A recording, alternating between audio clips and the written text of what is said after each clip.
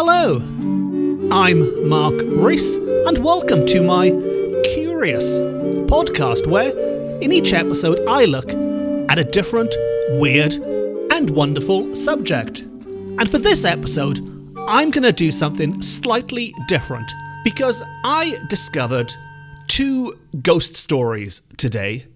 2 stories which were new to me, both of which involved ladies in white ladies, and both of which tickled me. And I just thought this is such a coincidence that I've stumbled across 2 stories, both with the same kind of ghost, both of which made me laugh. And so I thought maybe they'll make other people laugh as well. Let's make a podcast about them. And here it is. Now, the big difference between this episode and my regular episodes is that I have usually researched my subject beforehand. It's something that I am very familiar with and so can talk about off the top of my head. But in this case, these are 2 stories which are brand new to me. And we are, in effect, investigating together. Also, I don't know if this will come through on the microphone or not, but it is absolutely hammering down here in sunny Wales right now, which is perfect weather to be telling you ghost stories in. And even though I did splash out on a slightly fancy microphone, I think this rain is so heavy you might pick up on some of the atmospheric background noise during this talk. I hope so, anyway, I hope so. But these 2 ghost stories, the first one I came across while researching one of my future books of Welsh ghost stories, which will not be unleashed on the public, as it were, for quite some time. So this is an exclusive, really, long before it hits the shelves. And it concerns the haunting of a lady wen, which is the Welsh language for lady in white or white lady, who was haunting a village in the Vale of Glamorgan. And then the second story I just happened to find while while researching hard on the internet afterwards for white lady ghosts. I found this story, which is actually happening right now. Now, not in Wales, but not too far over the border, just over the Severn Bridge, and it was being reported by Bristol Live, by the press in Bristol. And I just thought to myself, this is just so much of a coincidence that I've spent the entire day sitting here researching a funny ghost story about a lady in white from the past. And there's another funny ghost story about a lady in white actually taking place right now in the present day, just a couple of hours down the road from me. Although I should stress that while the old story has been wrapped up and does have what I consider to be a funny ending, the current story is still ongoing, does involve, according to those investigating it, nasty evil spirits, and so maybe this modern day story isn't so much of a laughing matter after all. But I'll let you, dear listener, decide for yourself how funny, how spine-chilling, how terrifying these 2 real-life ghost stories really are for yourselves. And I'll start in the present day by reading to you the headline published on that story by Bristol Live. Couple say there's a ghost swearing at people at Somerset beauty spot. Yes, a couple claim that there is a ghost swearing at people at a Somerset beauty spot. And it's not only the Bristol Post who claim this. This is a story which has been repeated in the national press. It's some of the red top papers as well. I think some of the television stations have now picked up on it. But tracing it back, it looks to me like this either originated with the local press or it was a syndicated story that has been sent out. And in this article on Bristol Live, it is claimed that ghostbusters have been called because a potty-mouthed spook, said to be a woman in white, is telling people to, and I'm not going to swear here, because I don't want to put that little red box next to my podcast saying there's explicit whatever it is in it.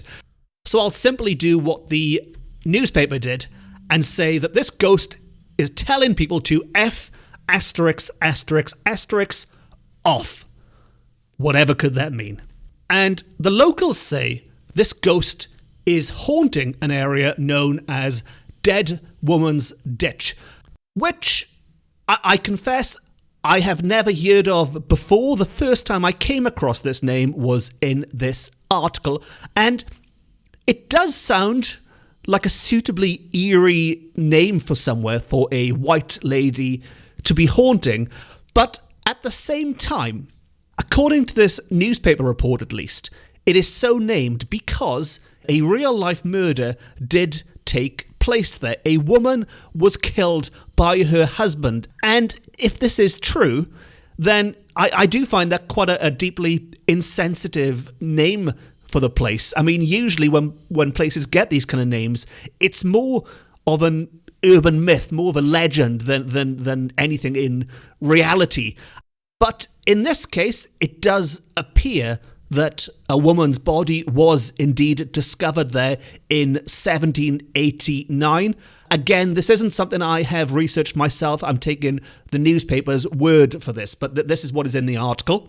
The website also has some quotes from the Ghostbusters, they call them, the two ghost hunters, a couple, I'm assuming that means married couple, Christine and Dave Thomas. And quoting from the Bristol Live, Christine claims she was shouted at and told to F asterisk asterisk asterisk off by the, inverted commas, nasty evil spirits.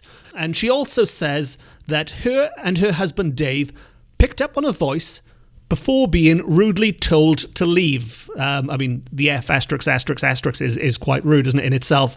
Now, the pair claim they've had other encounters there, including with the ghost of a murderer from 1798. So this ties in with the story that a dead woman's body was indeed found at Dead Woman's Ditch all those centuries ago. Although weirdly, it's the murderer and not the person who's been murdered there who is communicating. But Dave says there is definitely something there. My wife has experienced it for a long time. There are two types of voices. There's the residual memories being replayed, which people pick up on without being able to communicate with. Then there are voices you can interact with, which you can have an exchange with, which can answer questions. So Dave is clearly somebody who knows his stuff. He seems very knowledgeable about the terminology to use when describing these experiences. You might say it's slightly too technical for the average non-specialist reader. And so just to sort of strip that down slightly, what he's saying is that there are two kinds of ghosts he believes at this spot. One of which we cannot interact with because it just replays itself over and over and over like a videotape might do. Videotape. Showing my age there. Like one of those newfangled DVDs might do. You could watch it again and again and again. But it's just replaying itself over and over and over. And there is nothing you can do to interact or to distract or to disturb or get in the way in any way, shape or form. But the other type is the kind of ghost who does have its own mind, who is aware of what's going on possibly, and so we could interact with it, is the gist of it. Now, Dave goes on to explain that we mentioned earlier about them being nasty, evil spirits. Well, they're not all nasty, evil spirits necessarily, but some of them can be. And not everyone is aware of the ghosts. You could pop along and quite happily enjoy your day and have no idea these ghostly things are there. But those who could be aware of these ghostly presences there, those who might see one or notice one or feel one, maybe even be able to communicate with one, are those with, and inverted commas again here for a direct quote, but those who have weaker barriers than others are more likely to come across one. Now, we are drifting back into ghost hunting terminology there, but the gist of that is the stronger your barrier is, the less likely you are to be able to interact with the white lady or whatever else it is that is said to be haunting this area. And that is the story of the potty-mouthed spook, the woman in white who tells people to F **** off in Somerset. And being a contemporary news report, I mean, this has happened in the last day or so, I imagine we'll have some more updates on this very soon. But now we are going to hop into our cars, drive back over the Severn estuary without paying any toll fees on the way because they've all gone, and head back to Wales. But not just to modern day Wales. We're going to head back in time to Edwardian Wales, to the Welsh lady in white. Or one of the Welsh ladies in white, I should say. There are many, many, many ladies in whites out there, and I imagine a lot of them are going to crop up on this podcast in the months and years and centuries to come. And this story is far from being a contemporary tale. This one, I imagine, we will not be getting any updates about anytime soon. It's a story which was new to me until I went hunting for it, and it takes place well over 100 years ago. So while the last one is bang up to date, this is quite the opposite. Now, it takes place in the good old days in Llantrithid in the Vale of Glamorgan. And now, by good old days, this story was published in 1915. It was told by a Mr. John Morgan, and Mr. John Morgan claimed this, inverted commas again, amusing ghost story took place in his father's days. So 1915, Father's Days, we're looking at sort of the middle of the 19th century, maybe, sort of 1850s to 1900s. But certainly before 1915. And this was back at a time when Mr. John Morgan says the people of Llantrithid were very superstitious. And this is important because by the end of this story, they will no longer be very superstitious. And this ghost was known, certainly by the Welsh speakers, as Lady Wen, Lady Wen, the lady in white, or the white lady. Lady being lady, of course, and Wen being Welsh for white. And she would masquerade around the grounds of Llantrithid Old Place on fine, breezy nights. Now, the ruins are still there to this day. I don't think the word old is there anymore. I think it's just Llantrithid Place nowadays. But these remains are certainly there. These ruins of a 16th century manor house. And it was in this area that this ghost was said to be masquerading. Let's say she was haunting, stalking around. And she was so named, she was called the White Lady because, surprise, surprise, she was said to be wearing white. But specifically, those who'd seen her believed she was wearing a parson's surplice, which is the long white tunics that you see members of the church wearing. Now, as a result of this, the locals were too nervous to walk past after dark, except for one brave soul, that is. And it is thanks to this man that we have this story today. It is also thanks to this man that superstition was banished from the village forever. And this man was called William Morgan. And he was described in the papers, back in the days when the papers could do this, as a bit of a nut. Not my words, the words of the Edwardian newspapers. William Morgan was a bit of a nut, and as such, he was not afraid to walk past that spooky, haunted old Llantrythid old place. And it was one dark night as he walked along a narrow path in a field next to this old manor house called Cae Porthfield, that he noticed someone coming towards him. But this was no human being walking towards him. It was none other than the Lady Wen herself. Now, this was a particularly narrow path, and there was no room for two people to walk past each other. One of them would have to concede and move from the path to let the other one walk by. Now, Will could see this was a lady in white, yet he can't have had a gentlemanly bone in his body because he was not going to budge for anyone, living or otherwise. And to quote the newspaper again, according to Mr. John Morgan, Will said to himself, how he knew what Will was thinking in his head, I do not know, but Will said to himself, come you, my lady, you shall knock me over before I will flinch or get off the pathway for you. As I said, a total gentleman. And he becomes even less of a gentleman very soon. So they got closer and closer until, with neither of them willing to budge, they were going to bang into each other. Unless, of course, this ghost was made of something more ectoplasmic, maybe, and would pass straight through. But just at the moment, as they were about to collide, that ghost veered off the path. It passed Will.